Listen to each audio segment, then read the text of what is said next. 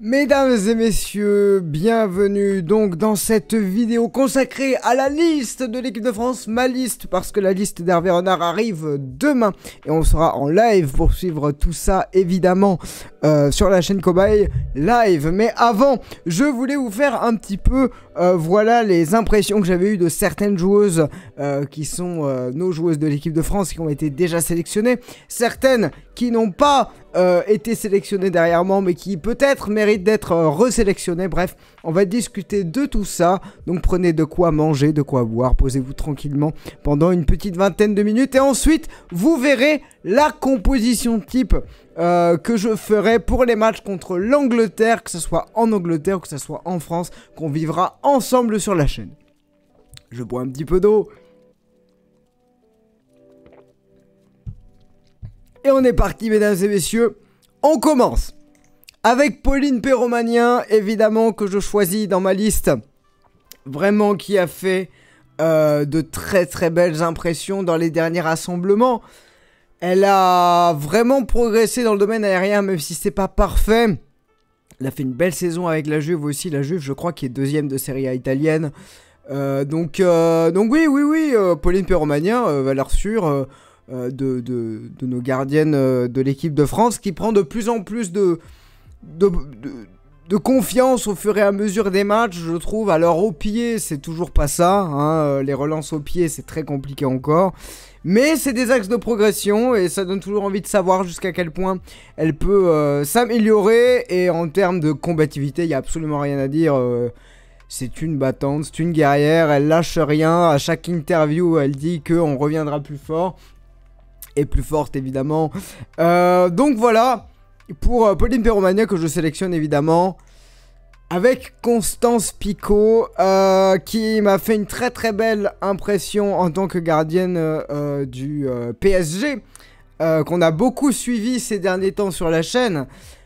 Franchement, Constance Picault est peut-être un petit peu moins déterminante sur sa ligne, mais elle est beaucoup plus, on va dire, beaucoup plus impressionnante en face à face, plutôt que sur, même si elle a fait des très beaux arrêts avec des frappes qu'elle a repoussées, etc.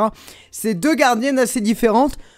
Je sais pas vraiment si je mettrais Pauline Péromanien première gardienne, pour être très honnête. Je pense que Constance Picault est en pleine confiance. On sait que le Paris Saint-Germain, certes, a perdu sa finale de D1 Arkema, a perdu aussi sa demi-finale de Champions League, mais je pense que Constance Picault a été l'une des meilleures parisiennes à chaque fois qu'elle a joué. Et je tiens à dire que elle n'a pas été sélectionnée au PSG pour le dernier match, choix de Jocelyn Prêcheur contre l'Olympique Lyonnais, qui pour moi en fait était un mauvais choix parce que Constance Picault avait jusque là fait des très bons matchs.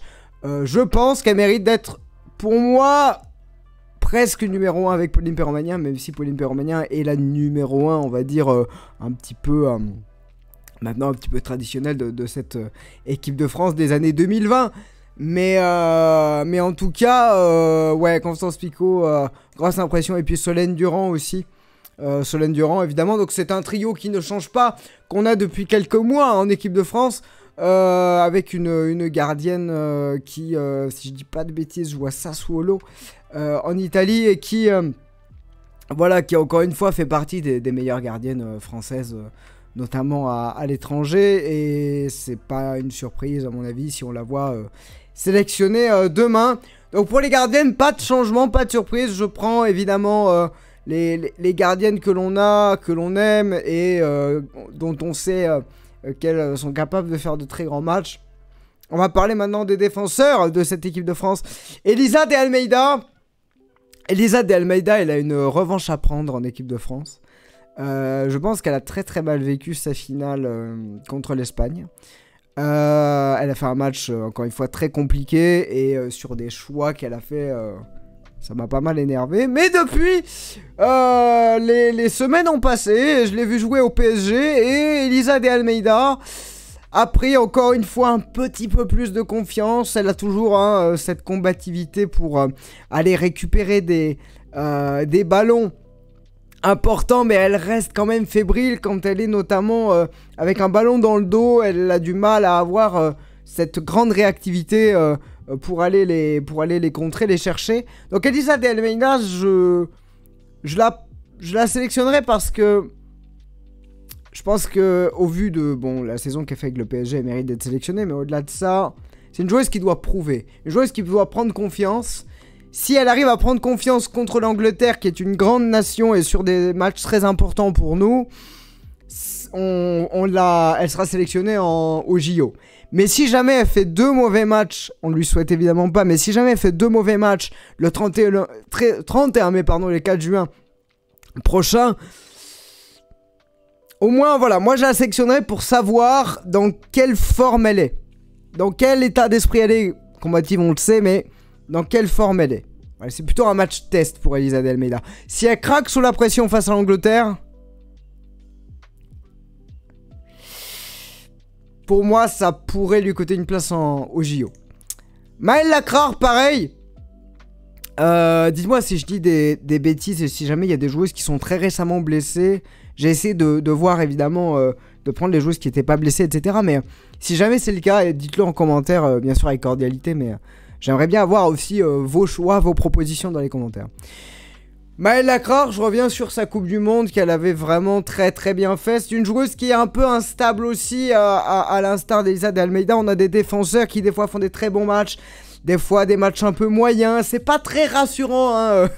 On va pas se mentir, mais Maëlle Lacrar fait partie des jeunes défenseurs qui sont capables de jouer en piston, de monter, de centrer, de se donner beaucoup. Et c'est ce qu'on recherche en équipe de France. Grid Jembok, quel retour elle a fait, notamment en équipe de France. Gridge, elle est trop forte. Vraiment, par rapport à Elisa ou Maëlle, Gridge, elle est dans une sérénité. Quand elle défend, quand elle tacle, elle est vraiment clinique, quoi. Je me souviens d'avoir vu des matchs où son retour en équipe de France fait aucun débat. Elle est juste une taulière défensive, voilà. Plus que Elisa ou Maëlle pour moi, parce qu'elle est beaucoup plus régulière. Donc Gridge doit être sélectionné à mon avis demain. F. Périssé, c'est un petit peu plus compliqué. Alors avec Chelsea...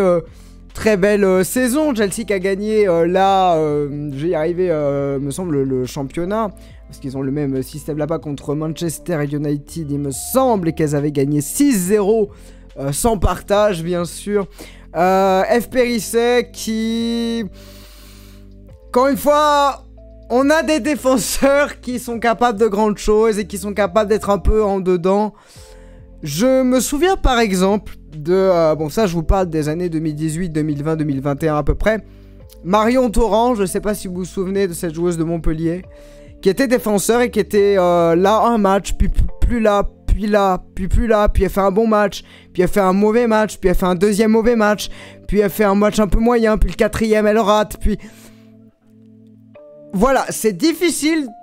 On va dire, c'est moins le cas d'FPRIC, mais je prends le cas de Marion Torrent parce que Marion Torrent, c'est une joueuse qui, de mois en mois, s'est vue avoir un niveau de jeu qui a vraiment baissé, presque dégringolé.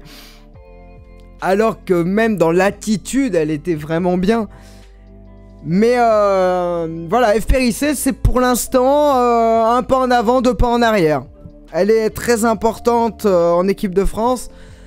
Très importante à Chelsea, maintenant elle doit prouver qu'elle mérite sa place. Elle avait fait d'ailleurs un excellent Euro 2021. C'est elle qui élimine les Pays-Bas sur penalty.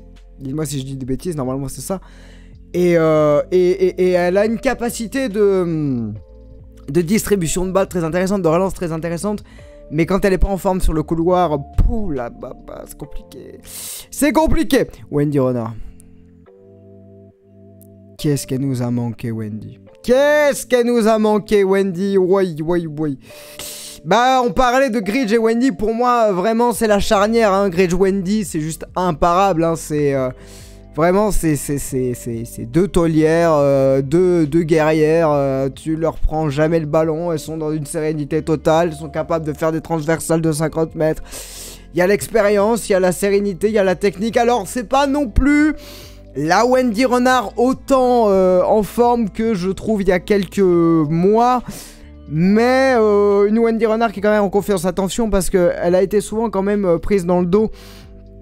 Notamment, je pense à ce PSG, à ce Lyon PSG, où elle n'a pas été exempte de tout reproche, mais pour le reste et pour la qualité, notamment sa taille sur corner, notamment que ça soit défensif ou offensif, 1m87, son expérience en équipe de France. Wendy Renard, c'est incontournable, c'est complètement incontournable. Selma Bacha! Selma Bacha, je vous le dis depuis plusieurs fois, c'est un petit peu ma joueuse favorite. Voilà, on va dire, j'aime toutes les joueuses de cette équipe de France, mais j'avoue que Selma Bacha, à chaque fois, elle me surprend. Quel volume de jeu, elle est capable de faire des efforts absolument dingues, elle se donne comme pas possible. On se rend pas compte, Bacha, on a l'impression que ça fait 1000 ans qu'elle est là. Elle est quand même jeune, Selma Bacha, mais on a l'impression que ça fait 6, 7, 8 ans qu'elle est en équipe de France, alors que c'est pas du tout le cas. Enfin, ça va commencer à faire quelques années. Je suis vraiment fan, que ça soit sa qualité de coup de pied arrêté. Elle a fait une frappe incroyable avec l'Olympique Lyonnais, notamment. Je vais y arriver, contre Reims, où elle met le premier but sur corner à 28 mètres à peu près, où elle est servie, elle frappe. Imprévisible, technique, rapide, et surtout, mais alors dévouée. Mais Selma Bacha, c'est... Pour ceux qui ont la ref, c'est vraiment une leader du bataillon d'exploration. C'est s'il faut mourir sur le terrain, elle va mourir sur le terrain. C'est l'impression qu'elle donne.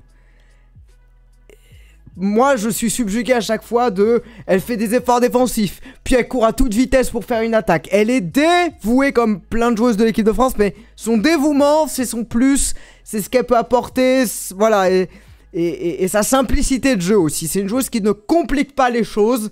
Elle est très directe dans son jeu. Voilà ce que vous en pensez. J'avoue que Selma Bacha, comme plein de joueuses que j'aime beaucoup, j'avoue que ça fait plusieurs mois que je suis en mode, ouais, franchement, incontournable aujourd'hui, Selma. Incontournable en équipe de France. Au même titre que Wendy, que Gridge, que Pauline, que Constance. Alors après, quand je dis incontournable, on pense que, voilà, mais Elisa, Maëlle, Eve sont des joueuses qui peuvent être, pour moi, pas forcément titulaires. Vous voyez ce que je veux dire? Elles méritent d'être titulaires, mais elles sont des joueuses qui... Tu vois, comment vous dire? Quand tu vois Wendy Renard, Selma Bacha et Pauline Perromagnin, quand tu connais un peu le football féminin, quand tu connais un peu l'équipe de France, t'es en mode, bon, bah, elle est titulaire indiscutable. Bah voilà, titulaire indiscutable, c'est le mot que je cherchais. Bah, Selma Bacha, pour moi, elle est titulaire indiscutable. Wendy Renard est titulaire indiscutable. Gridge est titulaire indiscutable. Et Pauline et Constance, au même niveau, sont titulaires indiscutables. On continue. Estelle Cascarino, évidemment, la sœur de Delphine, dont on parlera peut-être plus tard, reste jusqu'à la fin, bref. Qui a fait des bons matchs en équipe de France. Qui est un peu, on va dire, à un niveau d'une Eve ou d'une Maëlle Lacrar par exemple, qui est une joueuse qui prend en expérience aux côtés notamment de Wendy, de Gridge et de Selma, mais bien sûr des autres, hein, encore une fois, mais je parle au niveau technique, c'est important la technique, on va en reparler. Estelle Cascarino fait depuis quelques matchs en équipe de France des très très bons rendez-vous, et c'est pour ça que je la mets en défenseur. On passe au milieu avec Sandy Baltimore. Qu'est-ce qu'elle a offert au Paris Saint-Germain, Sandy? Elle a pas tout fait bien, mais franchement, elle est... Je vais boire un petit peu d'eau, mettez un like, abonnez-vous pendant ce temps. Elle a été tellement importante au Paris Saint-Germain, et puis, elle est extrêmement technique. C'est une joueuse extrêmement technique. Vous allez voir que j'ai fait le choix de mettre beaucoup de milieux, et je vais vous expliquer pourquoi. Sandy Baltimore, extrêmement technique, capacité de frappe de loin aussi. Et puis voilà, c'est une joueuse, j'aime bien les joueuses qui se posent pas trop de questions. Alors même si au Paris Saint-Germain, elles ont un peu le trope en mode on essaie de construire, de réfléchir à construire au lieu d'aller directement de l'avant, à l'instar du PFC par exemple, du Paris FC. Mais Sandy Baltimore, si elle revient à son top niveau, parce qu'elle est vraiment proche de son top niveau, elle est très intéressante au milieu, voire milieu attaque. Sandy Toletti, qui est une joueuse du Real de Madrid, si je dis pas de bêtises. Quelle joueuse, quelle combativité. Encore une fois, en équipe de France, elle a pas tout fait bien, mais franchement, elle se bat comme pas possible. Franchement, au milieu de terrain, pareil. À l'instar de Selma, vraiment, Sandy Toletti, elle donne tout à chaque fois, le maximum en tout cas. Techniquement, elle est on va dire... Voilà, c'est pas une joueuse qui va dégager un ballon loin, qui va se risquer à faire des trop longs ballons. Au contraire, c'est quelqu'un qui essaie de jouer en combinaison. C'est quelqu'un aussi qui est vraiment... je vais y arriver, excusez-moi. Ok. Donc, du coup, c'est une joueuse qui est vraiment, je pense, intéressante. Et surtout, elle récupère tellement de ballons au milieu de terrain. On en parlera après, mais imaginez. On est au milieu de terrain, Sandy Toletti récupère un ballon, elle passe à Sandy Baltimore qui élimine une autre joueuse. Paf, ça fait 2 rideaux éliminés. Ça part directement en attaque. Kenza Dali. Elle a failli nous faire revenir contre l'Espagne à elle toute seule. Qu'est-ce que je voulais que je vous dise, c'est vrai. Capacité de coup de pied arrêté, c'est juste une dinguerie. Kenza Dali, quelle joueuse. L'expérience qu'elle a et puis la technique qu'elle a, c'est une joueuse qui voilà, contre l'Espagne, elle a fait des différences impressionnantes. Et puis techniquement, elle a joué en tant que remplaçante. Mais pour moi, devrait jouer... Enfin, c'est pas gênant, parce qu'elle peut être remplaçante un peu de joker. Mais en soi, Kenza Dali, techniquement, c'est vraiment le top du top. Hein. C'est vraiment le top du top techniquement. Les différences qu'elle fait, l'intelligence de jeu, ça joue simple aussi. J'aime bien les joueuses qui jouent simple. Que dire de Grace Guerreiro? Grace Guerreiro, elle a fait l'un des matchs les plus impressionnants que j'ai vus. Après son doublé, je crois, contre l'Italie en 2021. Ça remonte. Hein. Mesdames et messieurs, Grace Guerreiro... C'était un premier match de l'Euro, je crois. Grace Guerreiro a fait un match avec le PSG contre Lyon absolument dantesque. Et surtout, ce qui est assez intéressant, c'est que c'est défensivement qu'elle a fait un match de fou. C'est défensivement qu'elle a fait un match de fou. Le nombre de ballons récupérés, sa présence en défense et ses relances nous a fait oublier qu'elle était une milieu. C'est-à-dire que, à la limite, j'ai pas d'exemple dans le Paris Saint-Germain, mais Gaetino... l'américaine a été plus une milieu que Grace Guerreiro. Non, Grace Guerreiro, elle est vraiment en pleine forme. Même si, en termes de milieu offensif, on n'y est pas trop. Mais alors, défensivement, les efforts qu'elle a fait et l'aisance qu'elle dégage aussi. Il faut des joueuses qui te rendent dans le football simple pour qu'après, on soit en pleine confiance. Et Grace Guerreiro, pour moi, c'est ça. Amandine Henry, alors là j'ai envie de discuter un peu avec vous, de boire un petit coup d'eau et vous pouvez vous abonner, je vous rappelle qu'on vivra comme vous le voyez les 2 matchs en live commentés sur YouTube et abonnez-vous pour ne rien rater et ne pas rater l'avant-match, merci. C'est du sirop de menthe si vous posez la question, c'est très bon, j'aime bien le sirop de menthe. Puis en plus c'est un peu vert Neptune donc... on se rapproche un peu du bleu de l'équipe de France et oui. Anyway... Amandine Henry, faut qu'on discute parce que oui c'est une joueuse exceptionnelle, oui elle a un palmarès de fou, oui elle a une histoire avec l'équipe de France, pas simple, mais elle est pas au niveau. Alors, je m'explique. Les derniers matchs qu'elle a fait en équipe de France, je l'ai trouvée moins forte qu'une Sandy Toletti. C'est pas pour... au contraire, décrédibiliser ces Sandy, au contraire, hein, moi je félicite des joueuses qui sont meilleures qu'Amandine Henry, si tu veux. On parle quand même d'un visage historique de l'équipe de France. En équivalent masculin, on a une équipe de France très jeune, hein, aussi au niveau des garçons. Mais bref, j'essaie de trouver des exemples. Mais Amandine Henry, excusez-moi, mais ça fait quelques matchs où je me dis, ouais, bon, d'accord. Ok. Elle fait pas des différences incroyables. Physiquement, ouais, physiquement, elle est super intéressante dans l'impact. Et c'est pour ça que je la sélectionne pour les matchs contre l'Angleterre, mais pas seulement. Donc l'impact physique, ça compte, certes. Mais techniquement, elle est plus à son meilleur niveau. Et pourquoi je la sélectionne? Je la sélectionne parce que... quand on joue l'Angleterre, on joue une équipe d'expérience. Quand on joue l'Angleterre, on joue vraiment un match d'Euro, quasiment. Quand on joue l'Angleterre... on a besoin de joueuses qui sont en équipe de France depuis très longtemps. On a besoin de joueuses qui connaissent les équipes adverses. On a besoin de joueuses qui dégagent l'expérience dont on a besoin dans les dernières minutes. Et ce genre de joueuse, malgré sa qualité technique, pour moi, qui laisse à désirer ces dernières années, Amandine Henry doit être titulaire face à l'Angleterre pour la simple et bonne raison que c'est l'Angleterre. Et que il faut être là dans l'impact et dans le mental. C'est pour ça que je la mets. Et à la limite, you know what? Pas besoin qu'elle soit titulaire du moment qu'elle est remplaçante. Elle met la pression. Elle met la pression, Amandine Henry. Même si elle n'est pas vraiment à son top niveau qu'elle avait il y a, on va dire, pour moi, Amandine Henry, ouais, il y a un moment, quoi. Bah, ça joue toujours. C'est la carte plus. C'est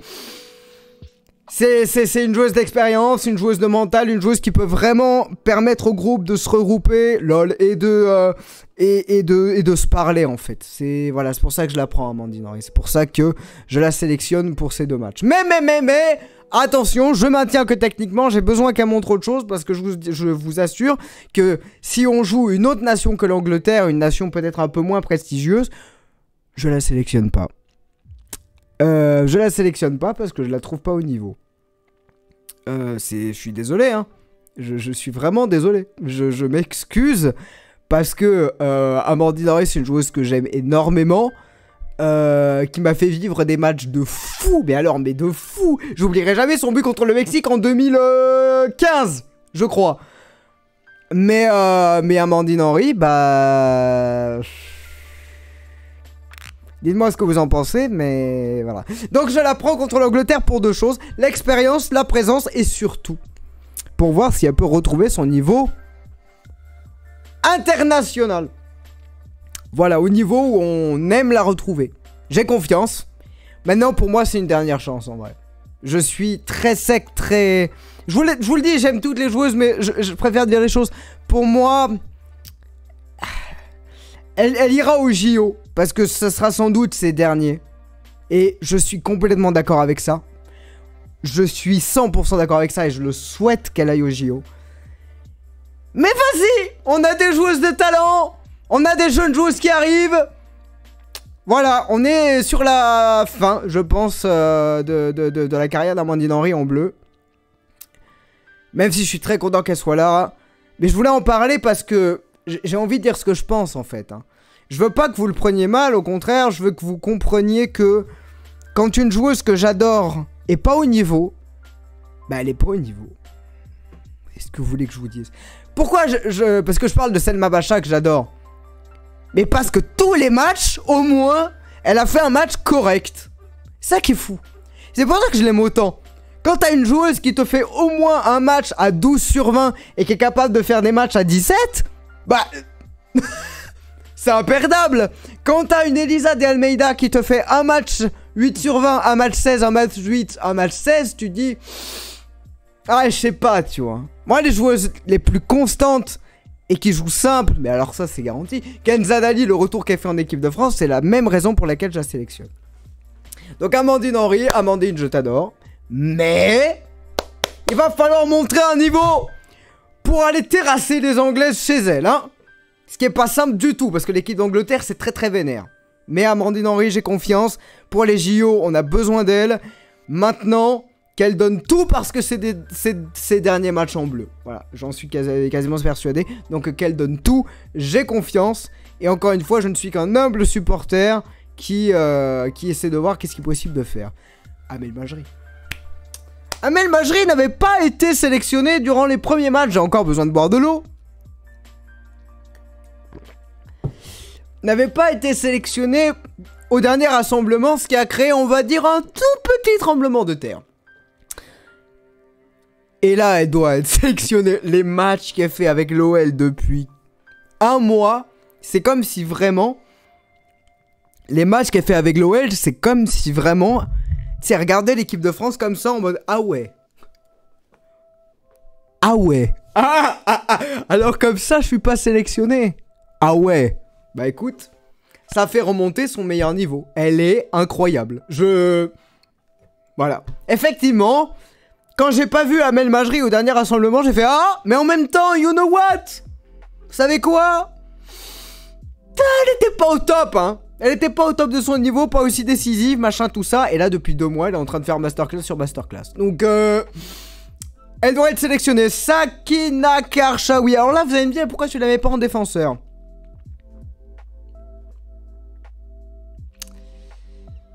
Parce qu'elle est milieu. Elle est milieu défensif, Sakina. À Paris, elle est milieu défensif. Alors certes, évidemment, son rôle, c'est d'être en défense. Mais franchement, avec toutes les montées de balles qu'elle fait, je suis quasiment sûr qu'elle est beaucoup plus à l'aise au milieu.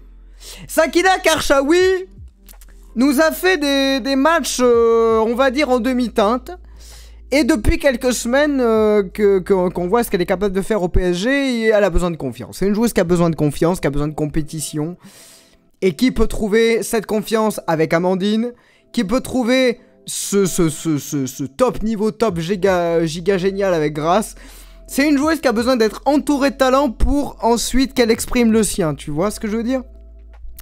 C'est une joueuse qui joue en transition, qui joue en passe, qui joue en 1-2, qui parfois se complique trop la vie et doit apprendre à jouer simple.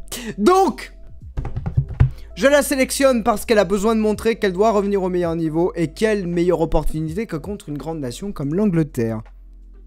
Mesdames et messieurs, j'ai commenté des matchs de Reims sur la chaîne depuis quelques temps. Et il y a une joueuse que vous voyez là sur votre écran qui... Attendez, je vérifie que je fais pas n'importe quoi. Tout va bien, ok. Vous voyez tout, vous voyez tout. Et il y a une joueuse... Hop là. Hop là. Il y a une joueuse pour moi qui a crevé l'écran côté Stade de Reims, c'est Louane Joly. Elle a fait un dernier match contre le Paris FC dantesque, mais genre zéro vanne. J'avais hésité avec Lomo Guédec aussi, que j'avais beaucoup aimé. Mais non, elle a une qualité de récupération. Et surtout, moi, ce que j'ai aimé, c'est sa qualité de distribution de balles. Elle est capable de faire des transversales très intéressantes à la Gaetino, un peu. Moi, la joueuse américaine Gaetino du Paris Saint-Germain, mais pareil, mais j'ai... Elle est dans son camp et te fait des transversales, mais du futur, quoi. Et Louane Joly, pour moi, vous savez quoi? Pour ça que j'ai mis 26 bleus, et pas 24 ou 23, parce que j'ai envie que des jeunes joueuses, comme Louane Joly, par exemple, bah, côtoient des Amandine Henry, tu vois. En mode, vas-y, petit passage de relais, en vrai. Non, vraiment, gros coup de cœur pour cette joueuse qui a vraiment fait une fin de saison incroyable avec Reims, qui est vraiment très technique, et qui, surtout, est en pleine confiance. Il faut profiter de ces moments-là pour se tester en équipe de France. Si ça marche pas, c'est pas grave. C'est pas grave. Elle sera pas titulaire. Elle sera remplaçante. Mais you know what? Peut-être que, à la 80e minute, elle va rentrer et elle va être alliée à... je vais vous parler des attaquantes, et je suis quasiment sûr que c'est une joueuse qui peut vraiment faire des différences au milieu de terrain. C'est pour ça que je la sélectionne moi. J'espère qu'elle sera sélectionnée. Je vous rappelle que c'est ma liste et non pas la liste que vous verrez demain à 14 h en live. On réagira à tout ça, on débriefera tout ça évidemment. Donc Louane Joly, j'espère que tu seras avec le groupe.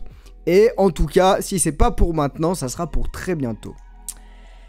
J'ai mis Vicky Béchot en premier parce que quelle joueuse! Aïe aïe aïe. À chaque fois en équipe de France, elle a failli renverser la vapeur.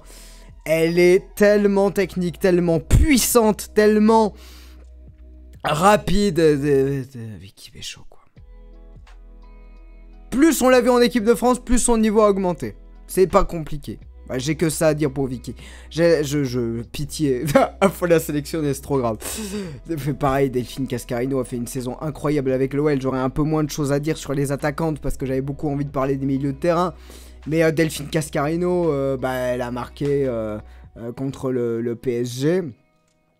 Voilà, c'est en finale de Arkema, s'il vous plaît. C'est Delphine, elle est à son top niveau, elle avait été blessée, elle est revenue, elle est super importante sur son côté. Voilà, et en plus, quand tu remplaces Cascarino par Béchot, je peux te dire que les équipes en face, elles commencent à avoir peur, hein, parce que vraiment, il n'y a plus de différence de niveau. Hein, c'est... Kadi Diatou Diani. Bon. Alors, il faut qu'elle retrouve son meilleur niveau en équipe de France. C'est le cas à l'OL, mais c'est pas le cas en équipe de France. Il y a des joueuses que... On va parler de la compo, je vais essayer d'aller un petit peu plus vite. Mais il y a des joueuses pour moi, c'est des titulaires indiscutables. Vicky, Delphine, Selma, Wendy, Gridge, Amel. Bon, j'hésite avec Amandine Henry, mais bon, on va dire que oui. Grace, Kenza, Sandy. Enfin voilà, il y a des joueuses titulaires indiscutables. Kadi Diatou est sur le papier une joueuse titulaire indiscutable, mais je suis pas très d'accord. il faut qu'elle redevienne indiscutable. Khady Gattuso. Même si on sait tout ce qu'elle offre, toutes ses accélérations, il faut qu'elle retrouve son meilleur niveau. Julie Dufour, joueuse du Paris FC, que j'ai beaucoup aimé dans ses derniers matchs sur son côté. Alors, bon, ça commence à faire beaucoup de joueuses sur le même côté. Hein. Julie, Delphine, Vicky, j'avoue que j'ai pas été très... Voilà, c'est vrai que Khady, sur son pauvre côté droit, la pauvre, elle est un peu toute seule. Mais voilà, non, Julie Dufour, en plus, peut jouer des deux côtés. Elle a permuté, Julie, en plus, au dernier match contre Reims. Non, vraiment... C'est une jeune joueuse, elle a déjà fait des bonnes entrées en équipe de France à un moment où c'était pas simple. Franchement, elle donne beaucoup à l'image d'une Selma par exemple ou d'une Sandy. À chaque fois, elle se donne à fond et pour ça, c'est super. Marie-Antoinette Katoto, comment ne pas sélectionner Marie-Antoinette Katoto sans déconner, elle est vraiment dans une forme olympique. Non, vraiment, il faut qu'elle retrouve son efficacité devant le but, c'est tout, en équipe de France. Mais dans un rôle un peu à la Eugénie Le Sommer, en mode... je vais y arriver. Relais, non. Pili, non. Je vais y arriver. En rôle d'appui, vous voyez, où elle reçoit les ballons d'eau au jeu. J'ai plus le nom, c'est super. Pivot, voilà. En pivot, ça peut être super intéressant d'avoir une Katoto qui fait un relais juste derrière pour après aller en pointe. Voilà. Ça peut être super. Et Eugénie Le Sommer, évidemment. Eugénie Le Sommer. Eh ouais, mais c'est indiscutable. Elle marque tout le temps. C'est trop fort. J'espère qu'il n'y a pas de problème de blessure ou quoi, parce que je l'ai pas vu. Enfin, faut voir. N'hésitez pas si jamais il y a des choses que j'ai pas vues encore. Mais oui, il faut le sélectionner Eugénie, évidemment. Et Clara Matteo 26 bleus, je vous ai dit. Clara Matteo, parce qu'elle a fait une très belle fin de saison avec le PFC. Parce qu'elle a mis un extérieur du pied en lucarne, mais au-delà de ça, c'est une joueuse qui est assez... comment dire, imprévisible. C'est une joueuse qui prend des décisions d'un coup, qui a des petits gestes de grande classe, et qui pour moi peut vraiment faire l'affaire en remplaçant notamment... enfin, en étant même titulaire, mais voilà, Clara Matteo peut jouer un rôle de Génie Le Sommer, toujours en relais, en numéro 10, très intéressante. Et Lorina Fazer, il nous faut une autre attaquante rapide, capable de prendre le rôle de Marie-Antoinette, et pour moi, même si Lorina Fazer a pas eu l'occasion de jouer trop avec le Paris Saint-Germain, faut tenter le coup. Parce qu'elle a pas eu l'occasion de donner ce qu'elle pouvait donner, mais moi j'ai confiance, j'y crois, je sais pas pourquoi j'y crois. Pour Lorina Fazer. Voilà pour ma liste des 26 bleus. On va voir ensuite. Ah oui, ça, j'avais pas prévu. Je vais faire une pause dans la VOD. Attendez. Ah, ça fait 30 minutes déjà. Ça va vite. Hein. Mesdames et messieurs, re-bienvenue pour, du coup... maintenant, la compo type que je vais faire en moins de 10 minutes. Comme ça vous fera pas trop une vidéo longue. Je suis désolé, mais je suis passionné et du coup, je parle beaucoup. Bon, pour moi, la compo type avec cette compo-là, avec cette sélection-là, bon déjà, c'est Pauline tous les jours, hein, même si, en vrai, Constance Picot, c'est vraiment très proche du niveau de Pauline. Ensuite, en défense, on va pas se poser 10 000 questions. Wendy, tous les jours, Wendy plutôt là, en vrai, hein. Wendy plutôt ici. Ensuite, on va chercher Gridge, ici. Ensuite, on met Bacha, ici. Et ensuite, on va mettre... allez, Elisa, parce que quand même, pour moi, c'est l'une des plus game changers de game changers, je sais pas, mais en tout cas, qui peut changer le cours des choses. Donc pour moi, voici ma défense à 4. Donc, Gridge Mbok, Wendy Renard, Elisa de Almeida, Selma Bacha. C'est vénère. Ça déconne, 0. Ensuite, je vérifie que tout va bien pour vous, tout est parfait. Ensuite, au milieu de terrain, je mets... j'arrive, je dégroupe. Je mets... Tac, tac, tac, tac, tac, tac, tac. Bon, déjà, Sakina. Sakina sur le côté. Ensuite, Grace Gueyoro par pitié. Parce que Grace Gueyoro, c'est Grace Gueyoro, quoi. Ensuite, c'est là où ça va commencer à être un peu compliqué. Kenza Dali, je la vois plus rentrer en joker. Je mettrais plus Amel Majri. Et ensuite, je mettrais Sandy Toletti. Oh, peut-être Sandy Baltimore, un truc comme ça. Genre Toletti Baltimore, un truc comme ça, en vrai. Ouais. Genre plus ça.